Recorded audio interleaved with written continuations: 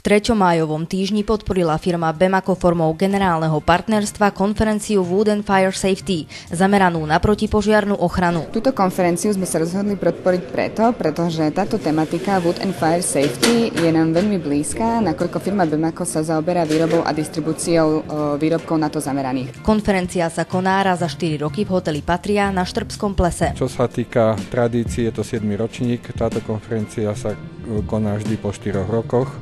Tak symbolicky vtedy, keď horí oheň letných olympiád, a účastníkov tohto roku je 155, ak rátame Slovensko, tak z 20 krajín. 7. ročníka sa zúčastnili odborníci z oblasti vzdelávania, vedy a výskumu.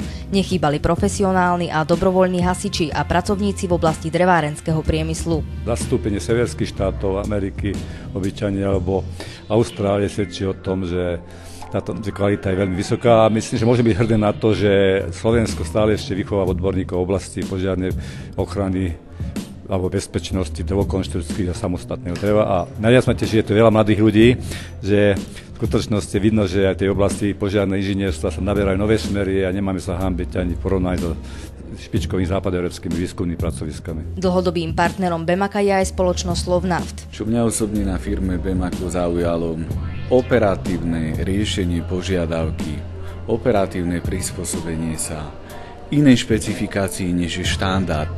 Ako maximálne úsilie výjsť v ústretí požiadavke zákazníka. Ja som z firmy Bemako dlhodobo fakt unesený a obzvlášť musím vyzdvihnúť osobnosť Laca Kovalského ako šéfa firmy Bemako, lebo ja vždy hovorím, že firma ide tak, ako ide šéf. A firma Bemako je výnimočná nielen tým, že vyrába OPP, ale aj tým, že obrovskú časť svojho zisku dokáže spätne investovať do športu a zmysluplných vecí. V závere konferencie sa testovala požiarna bezpečnosť drevostavby v certifikovanej skúšovni v Batizovciach. Experiment mal dokázať, že pri použití správnych stavebných materiálov sú drevostavby dostatočne bezpečné aj v prípade požiaru.